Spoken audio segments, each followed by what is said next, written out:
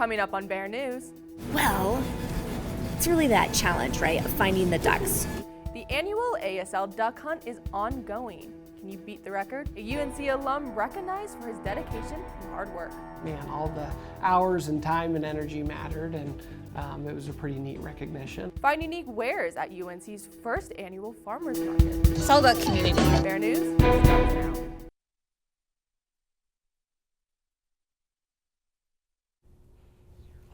Good afternoon, Bears, and welcome to Bear News. I'm Sophia Tavanello. And I'm Adam Johnson. Man, whoever sat in this chair last was huge. I had to grab a booster seat to get comfortable. Anyways, let's get straight into it. Last week, I had the amazing opportunity to visit the Student Government Association's first ever farmers market. While there were no actual farmers present, much to my disappointment, there were some other really cool things that made up for it. Take a look.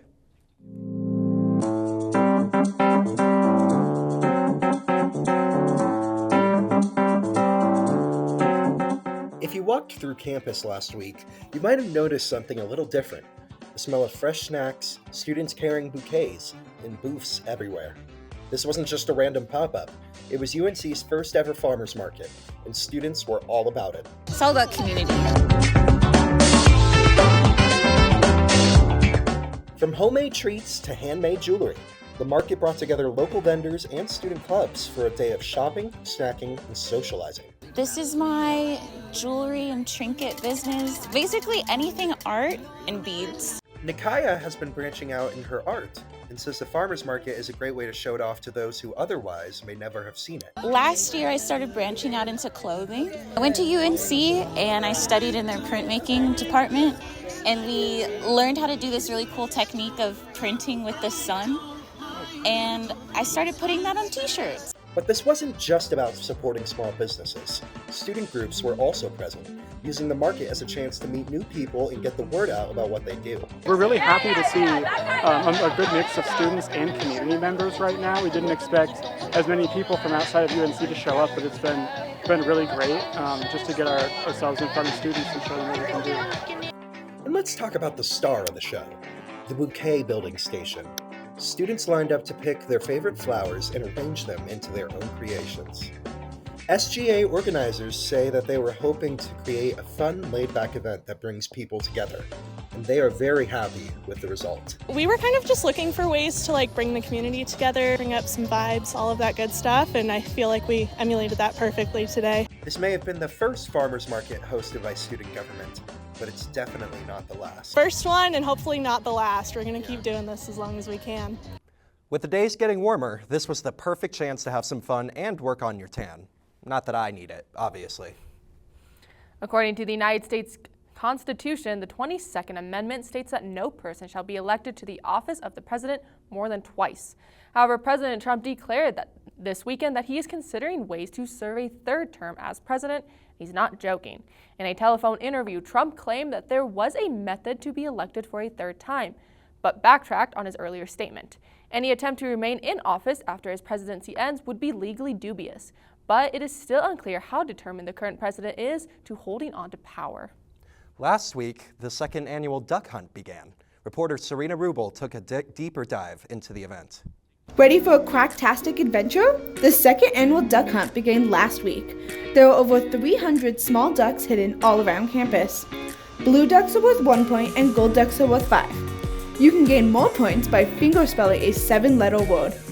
The Duck Hunt was created by Randy Trousseau to inform more people about Deaf History Month. Well, it was about a year ago, us faculty decided to start promoting the American Sign Language classes and Deaf Awareness Month here on campus.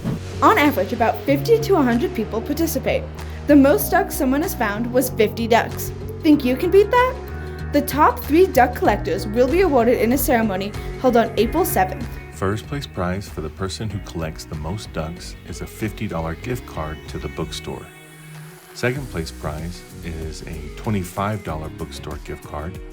And third place, just in case you're hungry and that's your thing, is a swag bag and a gift card from Chick-fil-A. Not too bad, right? Melinda Kiesling, a ASL professor and advocate for deaf awareness, explained why she enjoys the Duck Hunt. Well, it's really that challenge, right, of finding the ducks. We have hidden ducks all over campus, and it's really, you have to be on the lookout, right, because they're all over the place. And so I really like that piece of it, just the challenge of seeing it. The ducks were hidden by the ASL Club leaders and Alpha Pi last Monday. Let me tell you, I looked for these ducks and came up empty-handed. But I didn't let it ruffle my feathers. And in class, students will often come up and be like, give me a hint, where's a duck? And it's like, you gotta find them. The duck hunt goes till this Friday. To get points, waddle your way to McKee Hall, room 511. This is Serena Rabal, Bear News. Thank you, Serena. There's still more time to find more ducks, and you'll probably catch some of us on the prowl for some fowl. Coming all the way from the East Coast, Bryan Belinsky is a singer-songwriter who has traveled the world with his unique acoustic rock and roll style. Bryan isn't just your typical music artist. With a sound that blends classic rock and folk influences, he brings positive energy and catchy melodies to every stage he plays. Some songs like I'm Your Super Mario and Thank God for Tacos are written originals on his earlier albums, but he does take a swing at some older classics. He currently has 3 albums of the same name, with a 4th already here. So I am a traveling musician from Charlotte, North Carolina. I'm on tour promoting my latest album, Bryan's Super Happy Fun Time 4. With his unique style, Bryan found influence right at home when he was growing up. I grew up listening to all my parents' rock and roll records, like stuff like Buddy Holly, all the way to things from the 70s, like punk rock, like the Ramones. So a big variety there. And then as far as the unique part of it, I started writing some songs that were a little bit more, humorous and happy-go-lucky, and those were the songs that people enjoyed the most. Now, Bryan did play in Jamestown this past Sunday, but if you'd like to catch some of his beats, check out his website below.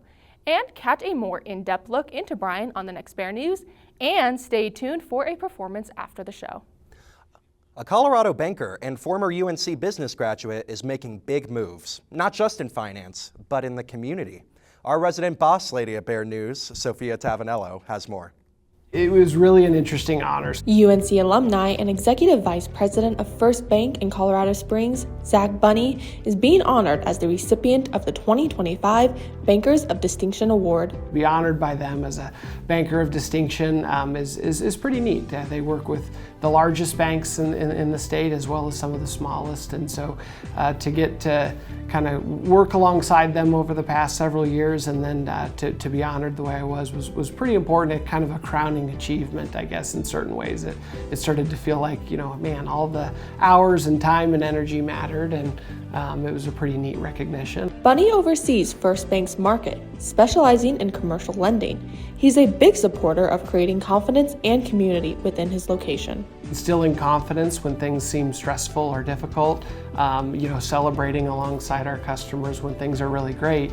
It's really impactful work, but it's certainly a challenge. I mean, I think there's a lot of things that affect the banking industry at a macro level, and certainly at a local level as well. But learning to navigate those items and instill confidence in our team at the bank as well as the public in general has been a real challenge. But it's really rewarding when you can come through and reassure people and ensure not only is their money safe, but we can help them grow and we can be a partner to them. It's been a really awesome experience. Despite graduating UNC over 15 years ago, Bunny owes a lot to the school he once called home. I really appreciated this time here at UNC. I think it had an amazing impact on my life. It taught me how to interact with folks. It taught me how to problem solve.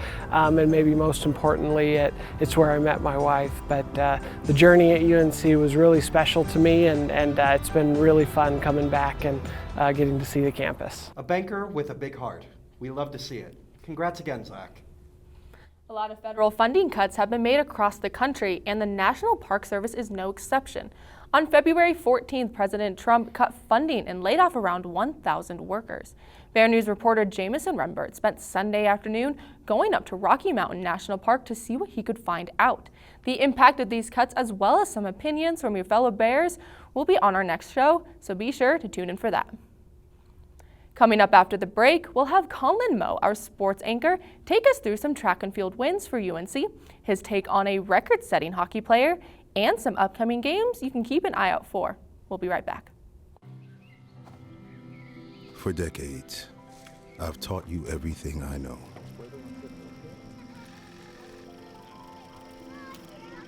How to safely build a fire. How to control the flames.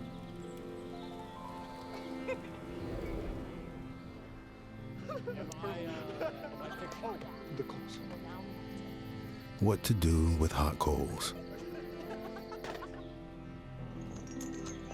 How to secure your chains.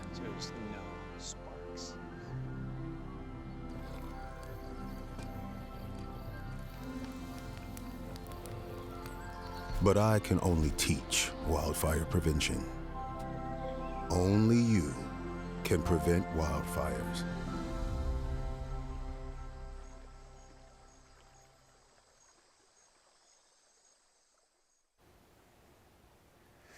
Welcome back to the show, everyone. I'm Colin Moe, and I am back in the saddle to bring you your sports for the day. I know y'all miss me, and I miss being up here. But a big thank you to my fellow sports fanatics and colleagues, Jalen and Jameson, for holding down the fort for a couple shows. Now, I'm feeling pretty good today. I had a nice meal, had a pre-show nap, and probably I won't too many energy drinks, but I'm ready to give you all the latest sports around the world. Now, how about we start it off by taking a look at how our fellow Bears did last week. The baseball team flew to Nebraska for a 3-game series against the University runners of are going. The Bears made every game close, but sadly finished the series 0-3. The first 2 games of the series was a hit parade as the Bears recorded 25 total hits, with 3 players accounting for 12 of them. Softball, they were defending a home field and hosted Montana Grizzlies in their own 3-game series. The ladies swept the competition, winning all 3 of their matchups. The last game on Saturday was close, but thanks to Krista Francia, she was able to end the game by hitting a 3-run walk-off homer to secure the victory. Lastly, the outdoor season for track and field began on Saturday at CSU, and many Bears were able to finish in the top 5 of their competitions.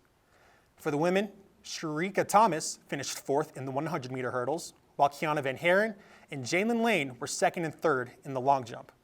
For the men, the 4x100 relay team finished 2nd, Xander Cruzen and Edgar Garcia finished 1st and 3rd in the 100-meter. Dylan Wilson placed 2nd in the 800-meter, and in the triple jump, Caliph Guevara and our very own Jalen Lee finished 2nd and 4th. Jameson Rembert, another reporter here and colleague of Bear News, he had the opportunity to compete as well. He finished in the top 15 for the 110-meter hurdles and the javelin throw. Your Colorado Grit were back at it this weekend, playing a 3-game series against the New Mexico Ice Wolves. They suffered a tough loss on Thursday, but bounced back on Friday. Friday's game saw a lot of physicality, with multiple fights breaking out. And in an overtime classic, the Grit walked away with the win Saturday and saw another tough game. So the Grit walked out of the weekend with 2 points. The Grit will close out the regular season this weekend with another 3-game series, playing 2 games against the Odessa Jackalopes and 1 game against the Amarillo Wranglers. Make sure to stay tuned to Bear News for next week's update about the weekend series. Now let's stick to the hockey world, but this time we're going to be heading to the big stage in the NHL, as one player has been on a chase for greatness. Nice pass, Ovechkin scores! Washington Capitals forward Alexander Ovechkin has been making headlines in the hockey world because of the potential to solidify his name in the record books. The 39-year-old has been a scoring machine this season and is edging closer to taking the record of most goals in a career. And the current holder of that title is none other than the Great One, Wayne Gretzky. Gretzky is nicknamed the Great One because there is no one that has come close to his success in their career. He is to hockey fans what LeBron and Michael Jordan are to the NBA fans. In his 21 years of playing in the league, he won the Stanley Cup 4 times, won a record 9 MVPs, and had 4 seasons where he finished with 200-plus points. His legacy and stats were thought to be untouchable. But Ovechkin's power, consistency, and relentless drive has kept him in this chase. The current record stands at 894 goals. And as of right now, Ovechkin is at 889. Now, I do have to correct myself. I made that video yesterday, and since then, Ovechkin scored again and is now at 890 goals. He just needs 5 more to break the record. And there are only 9 games remaining for the Capitals this season, and it's really not crazy to think that Ovechkin can break it. With that being said, the sports world is unpredictable, and he could go on a dry spell at any minute and not record another goal this season. And I'm going to go on record of saying that I'm not a big fan of Ovechkin. I remember a game when I was younger that I went to when they played the Avs, that he hit an Avs player pretty hard into the boards that should have been a penalty. The rest of the night, whenever Ovechkin got the puck, the stadium was just booing him. And he was egging it on, so honestly, that was pretty cool. But aside from that, I do personally hope that Ovechkin can do it, because I don't remember the last time that I heard of a record like this being broken in the hockey world. I'm going to be around to see Patrick Mahomes break all of Tom Brady's records, but something like this, it comes once in a lifetime, and I think everyone in the hockey world is rooting for the Great 8 to accomplish the unexpected. Now with this next story, it involves someone we talked about last week, and I feel it's only right that we have our resident soccer fanatic, Sophia, tell us all about the update involving the temporary home for the NWSL team. Sophia, take it away. Gladly. The Denver women's soccer team have revealed their plans on where the team will play for the 2026 and 27 season. The franchise announced that a 43-acre stadium will be built in partnership with the City of Centennial and the Cherry Creek School District. Following the 27th season, the stadium will be reduced to 4,000 seats and be used by Cherry Creek. In addition to the stadium, the property will have a state-of-the-art training facility that is said to be the first big investment of its kind in women's soccer. The facility will have cold and hot tubs, red light therapy, a recovery lounge, and a team dining room. Around the site will be 8 new practice fields that will be used for recreational use in the community. I'm excited. Every news that keeps coming out, I'm guessing you're getting more hyped and hyped about it, huh? Oh, I am. It's going to be on my radar and my reminders and my notes, on the TV, wherever I end up going, but I'm ready. Let's bring it on, Denver. I'm definitely getting more excited. I may have to start liking soccer, which is weird. You have to. I'm going to force you all to like it here. All right. So all right. Deal with it. Well, thank you for that, Sophia. Now, let's take a look at what our Bears are going to be up to this week. Baseball is heading on the road again and will be in St. Paul, Minnesota to face the University of St. Thomas in a 3-game series. Softball will be taking on Big Sky rival Idaho State in Idaho starting Friday with a doubleheader. Both golf teams will be competing in tournaments against Wyoming. The men will start today and the women will start Wednesday. Track and field will be flying down to Tucson, Arizona for the Gym Click Invite at the University of Arizona. Now, despite there not being any matchups close to Greeley, you can still stay up to date on the scores and results by visiting the school's athletics page. Or, better yet, tune in next week when we give you the results. Now, that is all I have for you this week. I'm Conlon Moe. Let's send it back to the desk. Thank you, Conlon. We here at Bear News will be cheering extra loud for our track and field teams. And thank you so much for joining in to another episode of Bear News. This week, we won't be having a Wednesday show, and that's no early April Fool's prank. And I'm Boss Lady, Sophia Tavanello. And I'm Boss Baby, Adam Johnson. I'm coining that right now. You won't see us for even longer than that, since we do have a few Bear News members and 2 more who will be attending a conference in Las Vegas. And as promised, here's a sneak peek of Bryan's music to end our show today. Thanks for watching. We'll see you next week. Well, honey, I know what you need. I like writing, you like to read.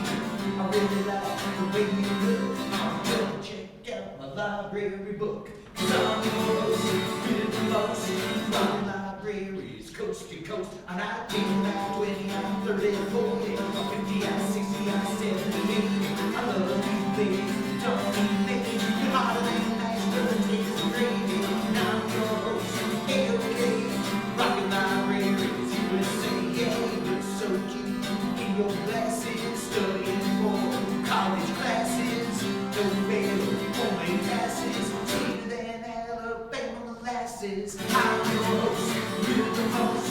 Rockin' libraries, coast to to coast, and I 10, I'm 20, I'm 30, 40, 50, I'm 60, I'm 70, 80. I love you, baby, don't need me.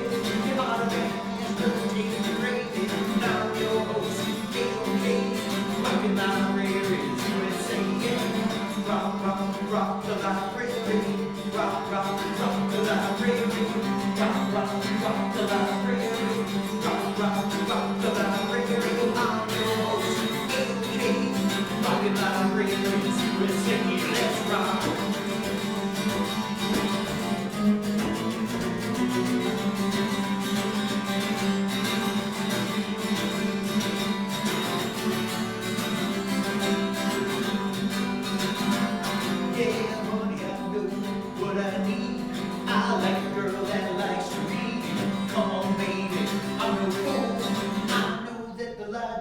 Cool and down your host, real host, rockin' libraries, coast to coast, and I 10, I'm 20, I'm 30, 40, I'm 50, I'm 60, I'm 70, 80. I love you, baby, don't you, maybe, you're harder than mashed potatoes and gravy. Now I'm your host, okay, rockin' libraries, USA, yeah. Rock, rock, rock the library, rock, rock, rock the library. Rock, rock, rock the library. Rock, rock, rock the library. I'm your host, okay. Rockin' libraries, USA. Well, I'm your host, okay. Rockin' libraries, USA.